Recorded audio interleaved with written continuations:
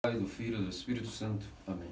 Queridos irmãos cristãos ortodoxos, com a graça de Deus estamos comemorando esses maravilhosos dias do triunfo de nosso Senhor Jesus Cristo sobre a corrupção de nossa carne, onde assumiu uma carne incorrupta para poder nunca mais a natureza humana estar tremendo diante das ameaças do Hades, da corrupção. Uma vez que nosso Senhor Deus Salvador Jesus Cristo, como vimos ontem no soborno da Mãe de Deus, foi dotou para si, na verdade, uma carne incorruptível, o Hades não poderia ter poder de contê-lo. E é por isso que, uma vez que a sua concepção foi extraordinária, não teve a participação do fator passional, como vimos ontem, mas ao contrário, sem necessidade de Pai, nosso Senhor foi gerado no tempo, na carne, através da graça de Deus, do Espírito Santo, e teceu essa carne de sua mãe, sem influência de nenhum tipo de relacionamento conforme nós conhecemos na corrupção. E é por isso que a carne de nosso Senhor Jesus Cristo é insuflada com incorrupção. O Hades não pode conter esta carne, porque o Hades só pode conter, ou só podia conter, aquilo que era próprio dele, ou seja, aquilo que era a natureza caída, a natureza de morte, pois o salário da morte é o pecado, e é por isso que o Hades, ou seja, a corrupção, tinha poder de manter o homem caído dentro de seu ventre. Mas como proclamamos sempre na sexta oda do profeta Jonas, a baleia teve que vomitar Jonas de uma maneira intacta, assim também como nosso Senhor Jesus Cristo teve o direito de conquistar a morte com sua própria morte, morte de cruz, para a nossa salvação. E por isso estamos comemorando aquilo que foi o início da grande era da força de nosso Senhor Jesus Cristo, que falou através de seus mártires a respeito da própria verdade. E por isso vemos conforme a vida de hoje, do santo que hoje proclamamos, o santo protomártir, o primeiro dos mártires, aquilo que inaugurou a era do martírio, aquele que foi o nosso catequista, o nosso mestre sobre como podemos sofrer por Cristo, e também foi o primeiro a pregar o Evangelho através do derramamento de sangue. Iniciamos, portanto, hoje, através da vida do protomártir Estevão, aquilo que foi a era dos mártires, que durou nada mais nada menos que 300 anos. E depois, novamente, se renovou naquilo que foi o início do fim dos tempos, através da Revolução Russa, e depois isso se espalhou para todo mundo. E podemos dizer que hoje ainda vivemos aquilo que é a segunda etapa da época dos mártires, e vamos viver ela agora até a volta de nosso Senhor Deus Salvador Jesus Cristo. Uma vez que bem sabemos que os poderes ateus e soviéticos perceberam os cristãos descaradamente nas catacumbas. Na Grécia, todos aqueles que mantiveram aquilo que era a verdadeira fé ortodoxa foram perseguidos e são perseguidos até hoje. E depois estamos diante daquilo que será a última perseguição, a perseguição final. Aquilo vai deixar de forma definitiva a vitória de Cristo sobre o maligno e todos os seus sequazes e os demônios. E é por isso que todo esse cronograma de martírio fez com que muitos de nossos santos padres dissessem a seguinte famosa frase: cristianismo tem como definição por martírio. Não há outra palavra que possamos definir a cristianismo senão o próprio martírio. Não há outra maneira de definirmos o que seria o ideal do cristianismo senão nós enxergarmos isso através de martírio.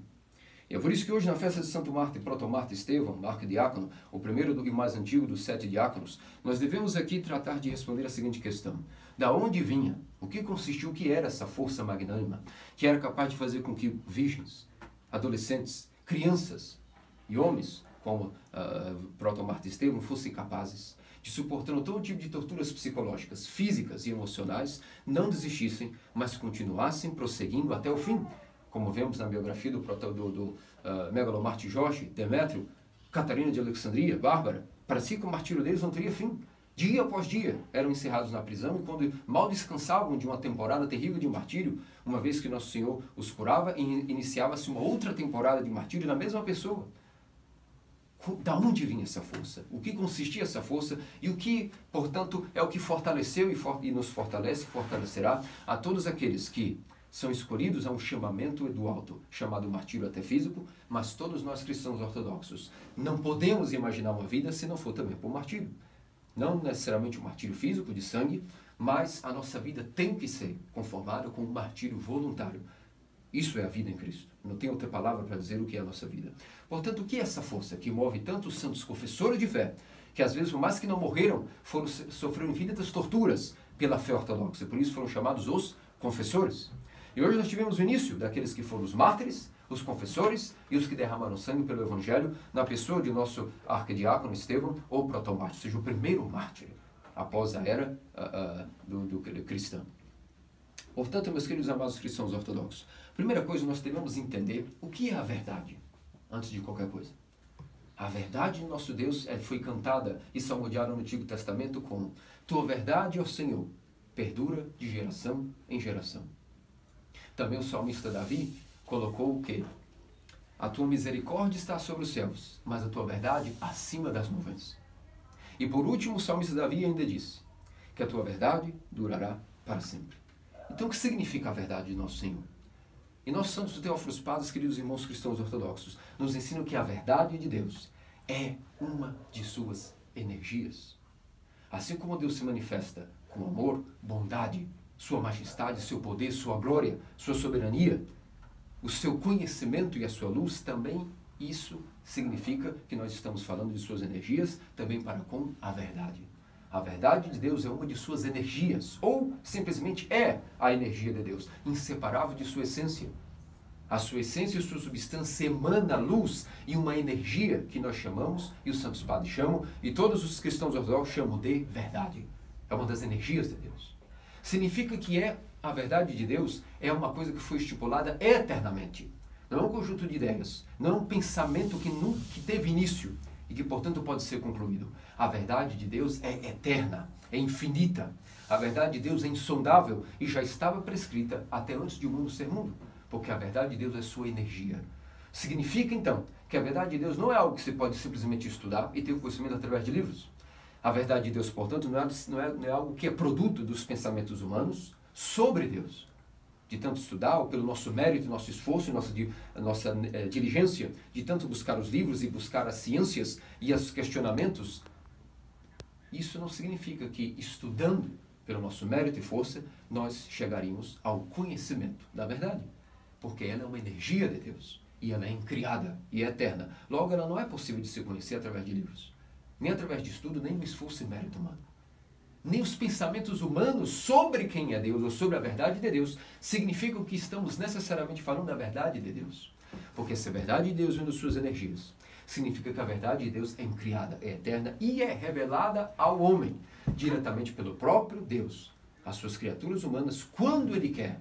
E quando um coração contrito e esmagado está buscando desesperadamente, passando por todos os tipos de sofrimentos e resistências para poder vir a adquirir essa verdade.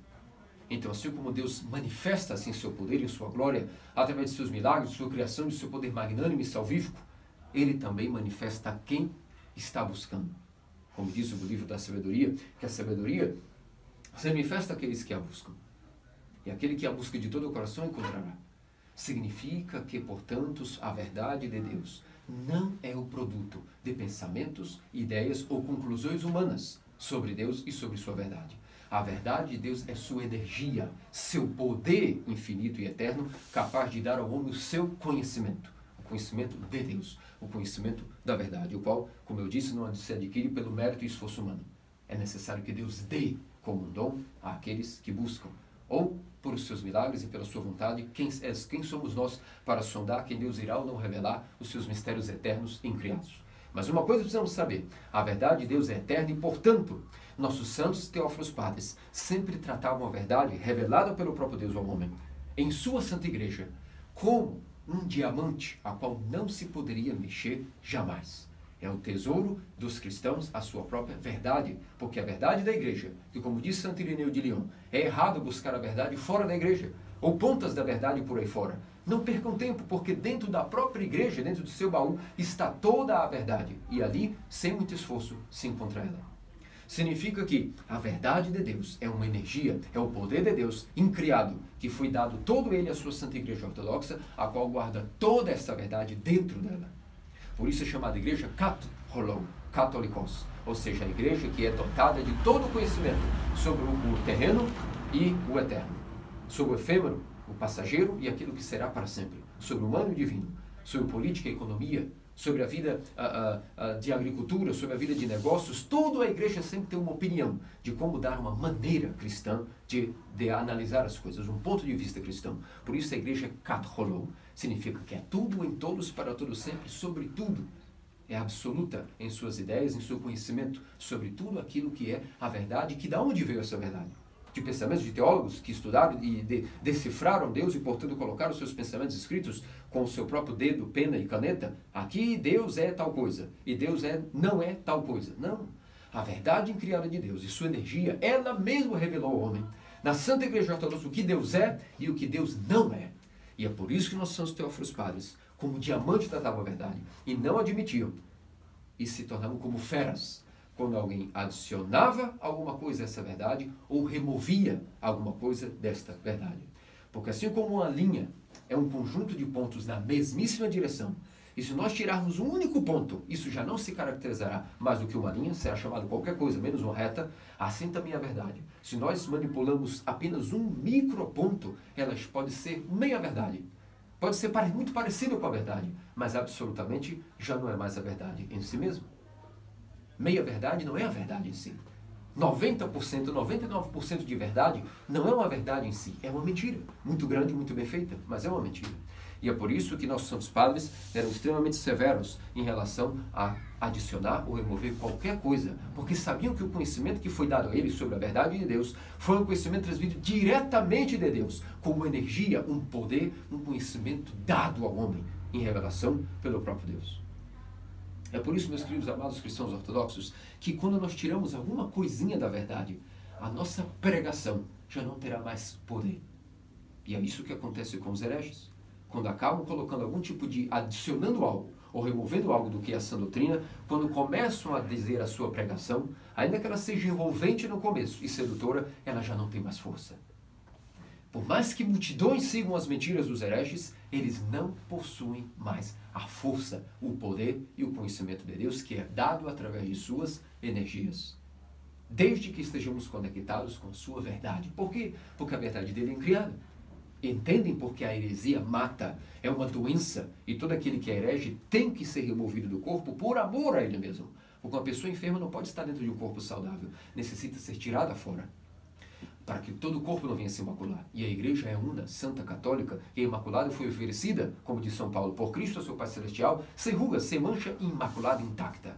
Então, qualquer um que está doente, ou seja, que não está conectado, aceitando e recebendo essa revelação divina de maneira pacífica, mas contrapõe algo nessa verdade, adiciona algo nessa compreensão ou remove, essa pessoa tem que ser cortada, anatematizada da igreja, porque o corpo da igreja é saudável e a heresia é uma doença. Por isso, meus queridos amados cristãos ortodoxos, é que nossos santos padres eram pessoas severas e estritas naquilo que era a crívia. A maneira de tratar o dogma da fé é com a mão direita, a mão que bate e bate forte.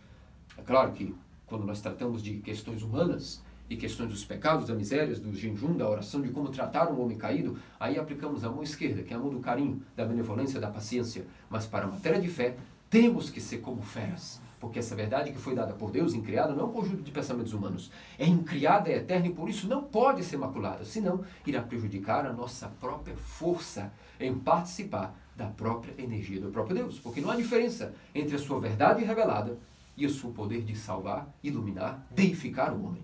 Se nós não estamos expostos a essa verdade, nós não estaremos expostos ao sol da justiça. Entendem porque o ecumenismo é uma mentira? E é impossível dizer que Deus está em todo lugar e salva todos em qualquer religião, de qualquer modo, de qualquer maneira? É impossível. Porque onde não está a verdade de Deus, não há a sua energia incriada. Porque a sua verdade é a própria energia de Deus. E quando mudamos alguma coisa nessa verdade, automaticamente a nossa pregação perde força. E as almas passam a não ter mais poder salvífico, poder deificante. Porque há que diferenciar o que é a graça atuante, que atua para bons e maus, homens e mulheres, escravos ou livres, cuidando de todos, porque o Criador é misericórdia e bondoso para todos. Mas a sua energia capaz de salvar o homem só está conectada diretamente com a sua verdade. E isso não está em todo lugar. Está na Santa Igreja, una, Santa Católica, Apostólica, Igreja Ortodoxa, que é um nome para definir o que é a Igreja de Deus, a Igreja Ortodoxa, una, Santa Católica e Apostólica. Ponto.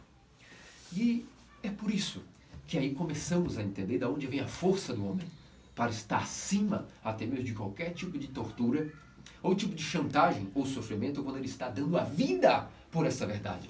Porque essa verdade, sendo o poder de Deus, ele é capaz de dar a vida por essa verdade porque sabe que é o próprio poder que o salvará. Daqui começa a vir a primeira explicação de por que quando iniciou-se a Era dos Mártires, esses homens e mulheres foram heróis e pareciam sobre-humanos.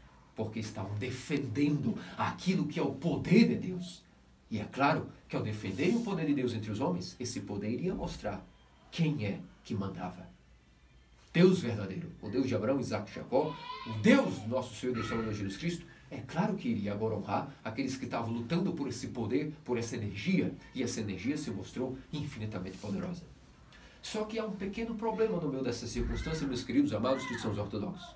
Assim como a verdade de Deus é incriada e a sua energia é poder, e se nós mudamos alguma coisa nessa verdade, ela já não é mais o poder de Deus, é uma outra coisa qualquer, pensamentos ou ideias humanas, teologeumas ou até heresias, significa que essa é a primeira parcela de um confessor de fé.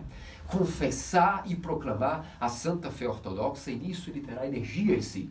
A energia em criar o conhecimento da verdade, revelado em si mesmo, quanto mais ele confessa a santa fé. Só que há um pequeno problema nessa circunstância. Sendo a verdade de Deus, não um conjunto de ideias, mas o seu poder e sua energia, incriados. Se nós sabemos que a sua energia é eterna e incriada, o que acontece quando nós não vivemos aquilo que é eterno? Porque se a verdade de Deus é um poder incriado e uma energia eterna, isso é vivo, tem vida em si. Eis que os teus mandamentos, eu sou meu deleite. Nos teus mandamentos estão a vida eterna. Significa que não basta confessar com palavras e com convicção ou com teologia o que é a santa fé cristã ortodoxa.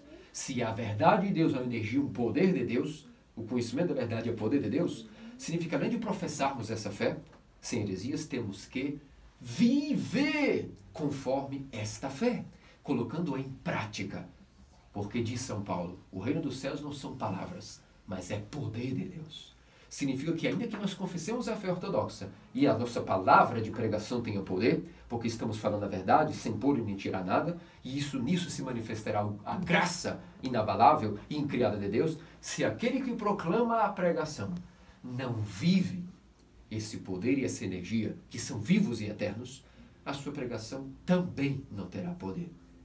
Porque como trata-se de poder de Deus e é vivo e eterno, significa que nós temos que, além de proclamar a ortodoxia e a doutrina dos Santos Padres, se a nossa vida não é conformada, e aí só Deus sabe na nossa consciência quem vive ou não conforme a fé ortodoxa. Que a nossa consciência agora nos golpeie ou nos anime para continuar na perseverança. Aquele que também não vive a fé ortodoxa, a sua pregação não terá nenhuma validez. Ainda que ele repita os dogmas dos Santos Padres e as verdades de Deus, isso não fará efeito em ninguém. Entendem por que hoje estamos na época da apostasia? Porque, infelizmente, ainda que alguns proclamem uma suposta fé ortodoxa, que já está inclusive adulterada por essas convicções, porque estamos já no limiar do fim dos tempos e a apostasia reina, essas pessoas muito menos dão exemplo e vivem. Infelizmente, esse também é o nosso caso. Ai de nós, pecadores, que não vivemos a fé ortodoxa. Significa que estamos expelindo ao poder de Deus que veio nos visitar, pelo menos pela pregação com o poder da verdadeira doutrina. Se nós não nos conformamos nossa vida a isso, também a nossa pregação não tem poder. É aqui que nasce o poder dos santos mártires, que foi capaz de dar à era cristã o início da glória e de honra ao nome de Deus em seus mártires. Por quê? Porque todas essas pessoas que nós estamos dizendo que foram escolhidos, tiveram um chamado especial para receber a coroa do martírio, eram pessoas que não foram assim do nada, chamado ao martírio. São pessoas que antes do martírio viviam uma vida piedosa, uma vida de confessar a fé ortodoxa com a doutrina e com sua vida. E é por isso que, quando nós vemos que alguém confessa a fé ortodoxa silenciosamente, e a sua pregação tem muito mais poder, arrebata muito mais pessoas do que aqueles que são grandes pregadores e experts em sermões. Porque quando nós calados somos, mas vivemos o modo de vida cristão ortodoxo, isso terá muito mais efeito do que uma simples pregação. E se nós somos ousados até dizer sobre a ortodoxia, porque alguém tem que ser muito ousado de ter que falar sobre a ortodoxia, porque é uma coisa muito preciosa. E nessas horas aqui, todos nós, começamos por nós clérigos, trememos e choramos dizendo, não tem alguém que possa ocupar o nosso lugar e falar sobre a fé ortodoxa, para que nós estejamos do lado de vocês apenas orando e chorando nossos pecados, mas alguém tem que receber a obrigação e a obediência de falar da fé. Mas é uma responsabilidade grande, porque ai daquele que der mau testemunho. Seria melhor que amarrasse uma pedra de moinho, seu pescoço se lançasse ao mar e nunca tivesse nascido, diz o Evangelho. É por isso que a pregação dos mártires começou muito antes daquela arena e espetáculo ao mundo, no Coliseu ou nas arenas que foram escolhidos homens, mulheres, virgens e crianças para proclamar o nome de Deus. A pregação deles começou no silêncio de suas casas, nas orações da manhã, nas orações diante dos ícones, na confissão aos seus pais espirituais, na obediência aos seus pais, na obediência aos seus cônjuges, e por isso, vivendo o modo de vida cristão ortodoxo, adquiriram a verdade de Deus pela sã doutrina, e sendo a verdade de Deus um poder incriado, vivendo conforme essa verdade, acumularam em si uma tal energia, um tal poder, que quando foram chamados para o combate final, o teste final, possuíam uma força sobrenatural para executar o martírio, serem executados pelo martírio. Assim era a vida de Santo Estevão. Entre os homens piedosos da época apostólica, escolheram 7 homens de grande reputação diante dos cristãos. E o primeiro deles foi Estevão. Era um homem de vida cristã inabalável, que corria dia e noite dividindo as ofertas do altar entre os pobres e necessitados. Era o grande braço direito dos apóstolos, a fim de poder distribuir entre os pobres aquilo que era a riqueza de Deus. Que é, além da sã doutrina e da pregação, também a riqueza da igreja é dada aos pobres. Essa é a nossa função, alimentar os pobres conforme a graça de Deus, a filantropia, a caridade, mas também com comida. Como haverá esse cristianismo se nós também não alimentamos os estômagos dos pobres? Que cristianismo seria esse? É por isso, meus queridos amados cristãos ortodoxos, que todas essas pessoas que nós estamos falando, em especial hoje, o arquidiácono Estevão, viviam uma vida piedosa, não só em professando a sã doutrina, e ao professar a sã doutrina, acumulando e atraindo energia criada para si, mas deixaram que esse poder de Deus, como um fermento que leveda toda a massa e toda a massa cresce, assim também a sã doutrina. E a revelação do conhecimento de Deus através da Santa Igreja, neles foi um fermento que fez com que toda a massa se deificasse. Possuíam uma vida conformada ao Evangelho. Porque vocês sabem que existem vários níveis de energia criada enquanto conhecimento da verdade. Qual é o primeiro nível de conhecimento da verdade que todos nós temos acesso quando chegamos na Igreja Ortodoxa? A energia criada, que é o poder de Deus, se revelou primeiro em mandamentos. A primeira vez que o homem teve acesso de uma maneira tão direta aos mandamentos foi quando Moisés recebeu a tábua com os 10 mandamentos. Tanto é que é poder de Deus os 10 mandamentos, é um nível de revelação do próprio Deus ao homem, de quem é Deus e o que Deus não é, que quando Moisés desce do Sinai, ele estava com a face brilhante, ao ponto de que ninguém o reconhecia. Sua esposa não o reconheceu, seus filhos não o reconheceram, e seus amigos não o reconheceram, e ele teve que cobrir a face com um capuz para que pudesse até conversar com as pessoas. Aí está a prova de que quando recebeu os mandamentos, recebeu a energia incriada de Deus. E como satélite, levou essa luz ao povo de Israel. Assim também vemos no martírio de Santo Estevão. Não foi isso que aconteceu com ele? À beira de ser apedrejado e ser completamente dado como oferenda para irrigar aquele povo teimoso, o povo judaico, a sua face brilhou com a energia de Deus e pareciam todos que estavam vendo um anjo. Narra-se o belíssimo e apaixonante martírio de Santo Estevão. E quando todos o olhavam, não viam mais um homem, mas viam um anjo. E ele disse e proclamou: agora vejo Cristo.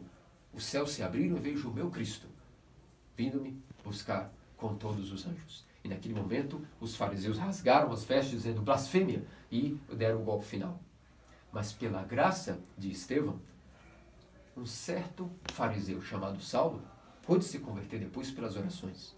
Porque aqui nós temos um grande segredo do que é que irá finalmente fazer com que, além de professar a fé ortodoxa e viver um modo de vida conforme a ortodoxia, nós temos acesso a não somente os dogmas e mandamentos, que é o primeiro nível de revelação divina. Os dogmas da igreja, os cânones, é a primeira conexão que o homem faz com a energia incriada.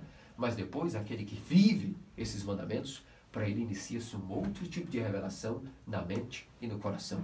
Ao qual São Paulo disse: aquilo que os olhos não viram, os ouvidos não escutaram, e nem o coração do homem pode sondar, é o que está preparado para a glória dos filhos. De onde ele tirou isso? Lembro que quando ele ascendeu ao céu e voltou em espírito, ou seja, com seu nous, ele disse: vi coisas que são impossíveis de serem narradas em palavras. É por isso, meus amados cristãos ortodoxos, que a revelação e o conhecimento, a verdade de Deus é tão honrada pelos santos do Antigo Testamento e pelos profetas e pelos santos padres. Porque a verdade de Deus é suprema, é tão magnânima, que o primeiro nível de revelação são os dogmas, os mandamentos e a doutrina da Igreja Ortodoxa. E nisso adquirimos energia daí. Mas para aquele que pratica essa energia, esse modo de vida cristão ortodoxo, outros níveis de revelação que estão para além da linguagem humana. Antes de existir a articulação de palavras, a verdade de Deus existia ou não? Claro que existia. A verdade de Deus é eterna. E antes de eu articular de palavras, a linguagem humana, já existia a verdade de Deus. Pois a verdade de Deus está acima até de palavras. E é por isso que os primeiros níveis de revelação divina estão através das palavras, para que a mente humana possa abarcar, no princípio, como um bebê. Mas depois ela vai bebendo de mais e mais graça, de graça em graça, de degrau em degrau. E chega um momento onde a verdade de Deus não cabe mais em palavras do intelecto humano. Nós temos uma conexão com o divino direta, não através de palavras, mas o próprio Deus se revela em um tal nível de teoria, de iluminação do intelecto, a qual os homens não podem nem proferir em palavras. E é por isso que quando o diácono Estevão estava vendo esse alto nível de energia ao defender a verdade com sua confissão de fé até o fim, não negando a Cristo, foi fortalecido por um poder maior. E como vivia esse modo de vida cristão ortodoxo, vocês viram que ele também foi capacitado a dar aquele apaixonado sermão e explicação a toda a sinagoga dos fariseus, aos discípulos de Gamaliel. Gamaliel estava presente com seu filho Habib, no meio da pregação. E Gamaliel era um homem justo, ainda que fariseu. Não era um homem cruel como a seita dos fariseus. Era fariseu porque estava buscando o máximo de conhecimento da verdade que poderia. E era o mestre de Saulo. Estavam presentes no martírio de Estevão. E quando viram aquela pregação com poder, mas por que a pregação de Estevão teve o poder de arrebatar o coração de Gamaliel e de Paulo? Dois grandes luminares da igreja primitiva. Pois Gamaliel, vocês sabem, converteu-se ao cristianismo e depois foi feito hierarca da igreja. Gamaliel e seu filho Habib se converteram ao cristianismo, aceitaram o batismo. Por que a pregação de Estevão teve tanto poder de rasgar toda aquela dureza dos fariseus e seus corações? Porque ele vivia um modo de vida cristão. E por isso a sua pregação, a defesa da fé, pela confissão de não negar a Cristo, mesmo ameaçado de ser apedrejado, portanto, Deus o glorificou. Como ele vivia essa confissão de fé, não apenas em palavras, mas em atos, Deus também fortaleceu os seus atos, cumprindo o que ele disse. Quando vocês forem chamados nos governantes desse mundo e nas sinagogas, não vos preocupeis com o que vos direis, porque o próprio Espírito que eu enviarei do céu falará sobre vós, através de vós. E assim aconteceu com este profeta do Novo Testamento, Estevão, protomarte iniciador da época da arena física entre os cristãos e os poderes das trevas, os ídolos, os invejosos, os demônios e o poder romano naquela época. E, como eu dizia, o que será que alimentou, portanto, que a confissão de fé de Estevão fosse sã, com isso recebesse o poder de Deus, que é vida em si mesmo, fortalecendo para o modo de vida cristão ortodoxo e que garantiu que naquele momento ele pudesse brilhar como uma lâmpada. O que é que acende uma lâmpada? Fogo, que é a confissão de fé ortodoxa, as virtudes ou os mandamentos, mas os mandamentos precisam ser alimentados com aquilo que é o óleo da compaixão. Todos os santos mártires, como nossa Santa Virgem Mártir Luzia de Siracusa e muitos outros deles, quando derramaram óleo sobre os pobres e sobre Cristo no próximo, na hora do combate, Deus mesmo veio e os enchia o seu coração com óleo, a graça do Espírito Santo, ao ponto de brilharem. Até fisicamente, quando eram degolados, de alguns saía sangue e leite. Fenômenos miraculosos aconteciam e milhares de pessoas, portanto, eram atraídas ao martírio. E podemos perguntar, as pessoas ficavam emocionadas com alguém sendo martirizado, se convertiam ao cristianismo? É isso? Não. Quando nós vemos que quando alguém era martirizado, 100, 200 ou 300 ou 1000 pessoas se convertiam rápido, era porque o que vos expliquei aqui. As pessoas estavam vendo não apenas um espetáculo humano, porque isso eles podiam no Coliseu pagarem e verem gladiadores decepando pessoas. E isso não quer dizer que se converteriam à doutrina do Deus verdadeiro. O espetáculo dos mártires era dotado de poder maior. A energia incriada estava neles pela confissão de fé, ao não negar essa doutrina, mas o modo de vida deles havia garantido para eles um modo de vida cristão ortodoxo, capaz de somar com eles, com a sua confissão de fé, aquilo que é a graça de Deus que os fortaleceu no combate. Mas o segredo de terem força até o fim está aqui no que nós aprendemos, esse grande ensinamento de Santo Estevão. Naquele momento, nossos santos padres nos explicam que os mártires, quando estão no momento final de entregar o Espírito, são tentados pelos demônios a negar a Cristo com toda a força. Pela revelação divina, pelas vidas de Santa Perpétua, a felicidade e tantos outros, sabemos que na hora do martírio, os demônios estão tentando os mártires para que na hora final neguem, para que a humilhação seja pior, passando por todo o sofrimento físico, no finalzinho como que desertem, de desistirem daquilo que é a confissão de fé ortodoxa. E sabe qual é o elemento que fará com que nessa tentação final não desistam? Mesmo com todo aquele martírio, na hora a tentação psicológica é pior que o martírio físico. Porque os demônios são especialistas em cada um oferecer uma chantagem emocional ou qualquer tipo de coisa. Não sabemos, os demônios são especialistas. Pode dizer, volte e negue a Cristo e salvarei, na próxima geração, salvarei 3 netos teus. E eles serão cristãos e serão santos. Imagina o nível de tentação. Quando não estava ali, desista agora os demônios, desista. E eu prometo que na próxima geração eu farei santos de tua família. Desde que você desista agora, você vai para o inferno, mas os outros serão santos. Esse é o tipo de tentações psicológicas que os mártires passavam. Mas qual é o elemento final, além da confissão de fé ortodoxa, da manifestação da participação no conhecimento da verdade, que é a energia eterna de Deus, e de viverem conforme esses mandamentos, terem força de seu espetáculo atraindo pessoas para o cristianismo? Qual era a grande graça que favoreceu com que no momento final da pregação, os mártires também tivessem a capacidade, nessas tentações psicológicas que eu vos disse, não desertarem? E aqui, queridos irmãos, está um belíssimo e emocionante ensinamento. Lembram qual era a oração final de Santo Estevão? Ó Senhor, enquanto via Cristo, perdoa-lhes, porque não sabem o que fazem, não impute a eles esse pecado. E nisso, todos os demônios, na hora final do combate, eram esmagados pela compaixão dos mártires, que mesmo sendo humilhados, eram capazes de ter um espaço de derramar o último óleo da alegria, até nos inimigos, o óleo da misericórdia e compaixão. Para que vos firme em vossos corações de ensinamento, vos trarei aqui um pequeno espaço da vida dos mártires que está na geografia ortodoxa, para que vejais o contrário como também ocorre.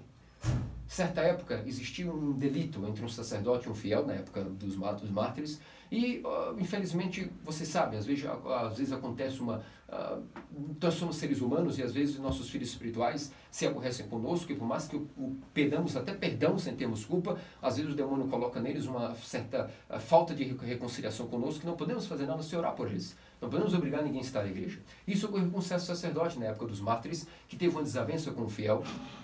E o que aconteceu foi que eles estavam como que com rixa, brigaram, não se falavam. E depois esse sacerdote foi digno por Deus de ser chamado a quase ser um hieromártir. E estava no meio da arena, foi condenado à decapitação, e naquele momento, no meio do espetáculo da multidão, quando ele já estava para ser degolado, o seu ex-filho espiritual se compadeceu finalmente. E ao ver que o seu pai espiritual estava ali no meio do martírio, se arrependeu e correu para ele, para dizer, não quero que ele parte para o reino dos céus, reconciliado comigo. E correu no meio da multidão, teve força e coragem de se expor no meio de todos aqueles, dizendo que era cristão, se ajoelhou baixinho, perto do seu sacerdote e disse, perdoa-me, Santo Padre. Realmente eu pequei contra ti, dá-me o teu perdão. E naquele momento uma tentação estava preparada para esse quase hieromártir. Uma tragédia ocorreu. Naquele momento, esse sacerdote de idade já havia passado por muitas torturas, estava no ápice de receber a coroa do martírio. Mas algo deu nele, que ele disse ao filho, não, eu não te perdoo, saia daqui. Você foi muito mal comigo. Naquele momento, sabe o que ocorreu? Quando ele se afastou, o seu filho espiritual, voltou para a multidão para chorar em lágrimas o martírio do seu pai espiritual, o algoz errou ao desferir o golpe da espada. E isso, entre os pagãos, é algo que é dito como um santo azar. É algo que mostra que talvez haja muita honra nessa pessoa. A superstição dos pagãos dizia assim, se o golpe foi errado, talvez os deuses tenham uma chance a essa pessoa. Quais são os deuses? Os demônios. E exatamente isso ocorreu. Os demônios queriam dar uma chance ainda esse quase hieromártir a regredir na fé. E sabe o que aconteceu? Quando o imperador viu que o golpe desferido equivocou-se, ele ofereceu novamente ao sacerdote, não queres novamente se arrepender, citar o Cristo, oferecer sacrifício aos demônios e depois ter grande poder no meu império? E naquele momento, o sacerdote disse, sim, eu aceito. Se levantou, imediatamente fez sacrifício aos demônios e a sua vida foi salva por um tempo, mas a sua alma se perdeu eternamente. Qual a explicação? Por que a graça de Deus que o fortaleceu velho de idade a tantas torturas, naquele momento, na última tentação psicológica, desertou de Cristo? Porque não pôde ser semelhante a Cristo. E quando nós não somos semelhantes a Cristo, perdoando os inimigos, tendo compaixão, a graça do Espírito Santo, que é seu poder incriado, que fortalece-nos no martírio e nas provações, imediatamente se retirou. E somente pela graça de Deus se pode produzir um mártir. Qual é o mártir que, pela sua própria força e poder, não é capaz de negar a Cristo e passar por torturas e tentações psicológicas? Nenhum de nós. A força do martírio é o poder incriado e a energia de Deus. E é por isso que naquela hora, Santo Estevão fez o contrário do que esse sacerdote cometeu o equívoco. Perdoou todos. Enquanto era apedrejado e dava um golpe final, olhando para Saulo e Gamaliel, orou por suas almas. Orou por toda a conversão do povo judeu e disse: ó Senhor, perdoai-lhes esses pobres, porque não sabem o que fazem. E recebeu o golpe final. Nisso depois iniciou-se toda uma era de mártires, santos inabaláveis. Gamaliel, Paulo, que se tornou o grande apóstolo dos gentios. E não só Israel, mas todas as nações tiveram seus grandes luminares. E é por isso, queridos irmãos, que aqui está o segredo para vocês hoje, que vos compartilho, de o que é a força da verdade que produz um mártir, em ser confessor de fé primeiro. Depois, o que é que o manteve digno dessa confissão de fé por ter tido antes o modo de vida cristão ortodoxo. E por fim, na hora final, o que fortalece uma pessoa ao martírio, na hora final, a compaixão até pelos inimigos, sendo semelhante a Cristo e, portanto, sendo digno dessa verdadeira coroa de estar com os serafins à beira do trono de Deus para toda a eternidade. Porque os mártires estarão com os serafins, no trono dos céus para todos sempre, adorando dia e noite. E essa coroa tem que passar pelo teste, pelo fogo, para que se prove. E o último fogo será o fogo da compaixão e misericórdia. Se temos misericórdia, nosso martírio será coroado mais ainda para a glória de Deus. Mas ainda que sejamos fortalecidos por um tempo com confissão de fé, se não temos uma confissão de fé com modo de vida ortodoxo, praticando a fé ortodoxa, e se também esse modo de vida não é baseado na compaixão, certamente na primeira investida do demônio nós já seremos derrotados e negaremos a Cristo. Por isso oremos, especialmente nesses tempos difíceis que nós vivemos, que as tentações são mais psicológicas e físicas e serão piores do que a dos santos mártires, como bem nos disse o beato Serafim Rose, que as tentações dos últimos tempos serão muito piores. Nós pediremos a morte, diz o Apocalipse e o Evangelho. Os vivos invejarão os mortos. Os vivos daquele ano pedirão a morte e não vos será dada. Portanto, as tentações serão muito difíceis. Pensamos ao protomártir e arquidiácono Estevão, a grande graça de termos essa força da energia de Deus se manifestar a nós e nos dar a confissão de fé ortodoxa. Depois que praticamos essa confissão de fé em atos, em palavras que são mais poderosas que qualquer pregação e atrai mais pessoas que sermões. E por fim, vamos basear esse modo de vida em compaixão e misericórdia para com nosso Deus Salvador Jesus Cristo. E nisso que sejamos dignos da coroa de mártires, se não mártires de sangue, mártires pela fé ortodoxa, em espírito e em verdade, nesta vida e para todo sempre. Amém.